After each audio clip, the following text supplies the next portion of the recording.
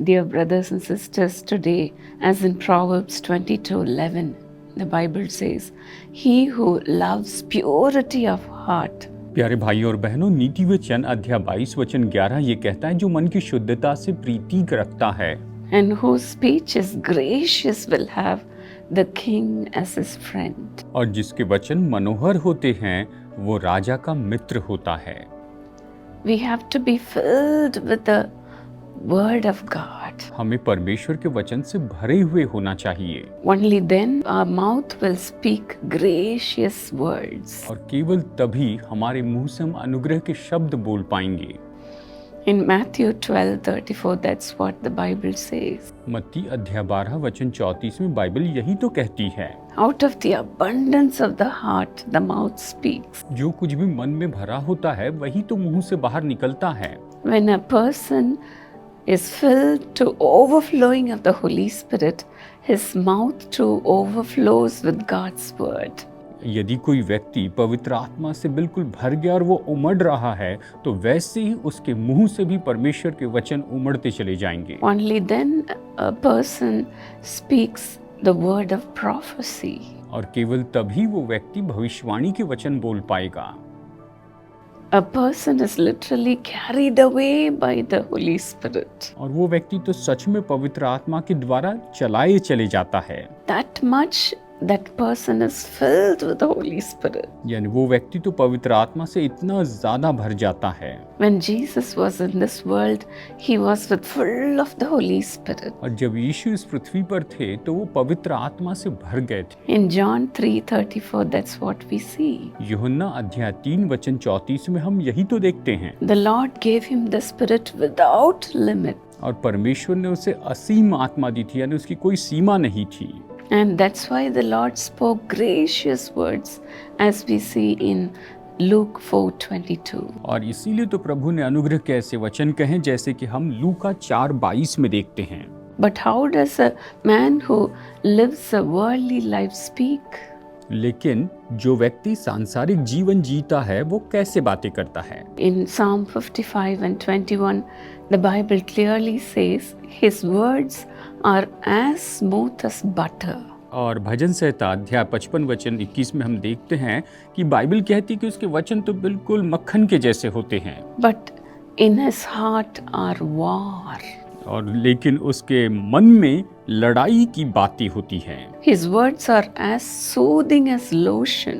और उसके जो शब्द हैं, उसके वचन तेल से अधिक नरम तो थे, But underneath are daggers. परंतु नंगी तलवारें थी। Many times we too get deceived by those flattering words. और कई बार हम भी ऐसी मक्खन सी चिकनी बातों के द्वारा धोखा खाते हैं।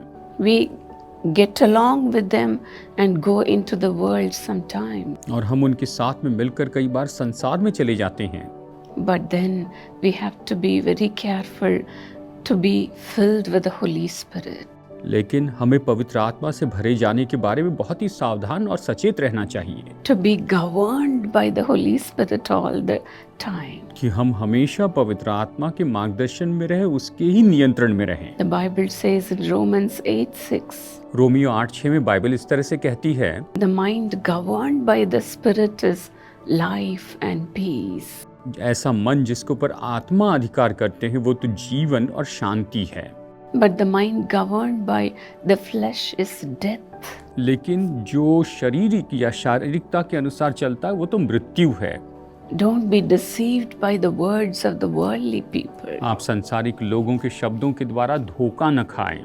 But then on the other hand, cry out to God like David, as in Psalm 51:10. लेकिन जैसे कि भजन संहिता 51:10 में दाऊद ने परमेश्वर को पुकारा, वैसे आप परमेश्वर को पुकारते जाइए। Lord, create in me a clean heart, हे परमेश्वर, मेरे अंदर शुद्ध मन उत्पन्न कर O God, and renew a right spirit within me. और मेरे भीतर स्थिर आत्मा या सही आत्मा उत्पन्न कर। A clean heart is very important for us to speak gracious word. हम सब अनुग्रह के शब्द बोले, इसके लिए शुद्ध मन तो बहुत ही महत्वपूर्ण है। A clean heart is a heart which is full of God's truth. और शुद्ध मन, जो शुद्ध हृदय है, ये तो परमेश्वर के सत्य से भरा हुआ होता है। God's truth cleanses a heart. और परमेश्वर का सत्य ही उस हृदय को शुद्ध करता है, and it enables us to lead a holy life. और यह हमें इस योग्य बनाता है कि हम पवित्र जीवन जिएं। As in Matthew 12:33, और जैसे कि मत्ती अध्याय 12 वचन 33 कहता है, a tree is identified by its fruits. जो पेड़ है वो उसके फलों से पहचाना जाता है। In the Bible, Daniel prayed to God 3 times a day. Bible में हम देखते हैं कि दानियल दिन में 3 बार परमेश्वर से प्रार्थना करता था। Because of that, God gave him revelations about the future days. और इसी के कारण परमेश्वर ने उसे भविष्य के दिनों के बारे में प्रकाशन दिया। And he had so much of wisdom. और उसके पास बहुत बुद्धि थी। And the king Darius recognized that he had exceptional ability. और राजा दारा ने इस बात को जाना कि इसके अंदर एक बहुत ही अच्छी या बहुत ही उत्तम ऐसी योग्यता है। And he considered him, making him the ruler of his kingdom.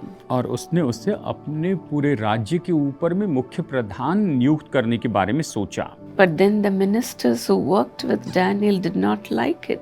लेकिन जो दूसरे प्रधान जो दानियल के साथ में काम करते थे, उन्हें दानियल पसंद नहीं था। They made a law so that they can throw Daniel into a lion's den. उन्होंने वहां पर कानून बनाया ताकि वो दानियल को सिंह की मांद में फेंक सकें। When Daniel was put in a den, और जब दानियल को वहां पर सिंहों की मांद में डाला गया, King Darius did not like it. और राजा दारा को ये पसंद नहीं आया। He really became a friend of Daniel. वो तो सच में दानियल का मित्र हो गया था। And king did not like Daniel to be put in the lion's den. और राजा को ये पसंद नहीं आया कि दानियल को इस तरह से सिंह की गुफा में डाल दिया जाए। The whole night the king could not sleep. पूरी रात वो राजा सो नहीं पाया। Early in the morning, the king ran to the lion's den and cried aloud, saying, और भोर को पौ फटते ही राजा दौड़कर उधर सिंहों की मांद के पास में गया और जोर से पुकार कर ये कहने लगा, Daniel, you are worshipping your God. Did your God save you from the lion's mouth? हे दानियल, तू तो परमेश्वर की उपासना करता है, क्या तेरे परमेश्वर ने तुझे सिंहों के मुंह से बचा लिया है? That much the king loved Daniel. राजा दानियल से इतना प्रेम करता था। When we have the word of God in our heart, और जब हमारे हृदय में परमेश्वर का वचन होता है, when we speak God's word graciously, जब हम परमेश्वर के वचन को बड़े अनुग्रह से बोलते हैं, even the king becomes our friend. यहाँ तक कि राजा हमारे मित्र बन जाते हैं। May the Lord make you so. परमेश्वर आपको बिल्कुल ऐसे ही बनाए। May the Lord give you pure heart. परमेश्वर आपको शुद्ध मन दे। Loving Jesus, as we meditated today, let it happen to your children, Prabhu Lord. यीशु, जैसे कि आज हमने मनन किया है, ये आपकी संतानों के साथ होने पाए। Lord, give your people pure heart. हे प्रभु, आप अपने लोगों को शुद्ध मन दीजिए, Let them have the right spirit. और प्रभु इनमें सही आत्मा होने पाए। Let your people have the right word in their mouth. और प्रभु आपके लोगों के मुंह में बिल्कुल सही वचन होने पाए। Just like Daniel, let them speak the words of prophecy. और दानियल के जैसे ही ये भविष्यवाणी के वचन बोलने पाए।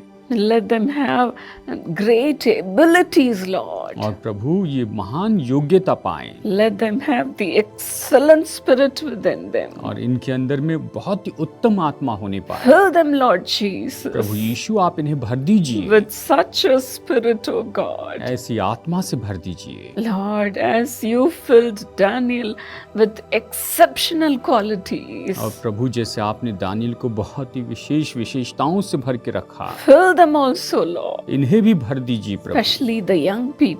खास करके जवानों को। Let them have the revelations. और ये तो प्रकाशन प्राप्त करें, Let them have the spirit of wisdom. और ये बुद्धि की आत्मा प्राप्त करें। Lord Jesus, reveal your mysteries to your children. प्रभु यीशु, आप अपनी संतानों पर अपने भेद को प्रकट कीजिए। Let your people boldly proclaim your और word. प्रभु आपके लोग बड़े साहस से आपके वचन को घोषित करते जाएं। Fill them with without measure, इन्हें असीम प्रेम से आप असीम just माफ़ like Jesus. यीशु के जैसे असीम रूप में इन्हें भरिए। Fill them, Lord. इन्हें भर दीजिए प्रभु, Fill them, Lord, इन्हें भर दीजिए, to an overflowing measure. उमड़ते हुए माप में भरिए। Let your words automatically flow out of their mouths. प्रभु आपके वचन इनके मुंह से अपने आप बहते चले जाएं। Use them mightily for your glory. अपनी महिमा के लिए इन्हें सामर्थी रीति से उपयोग कीजिए, In Jesus' name. यीशु के नाम में। God bless you, friends. प्रभु आपको आशीष दे दोस्तों।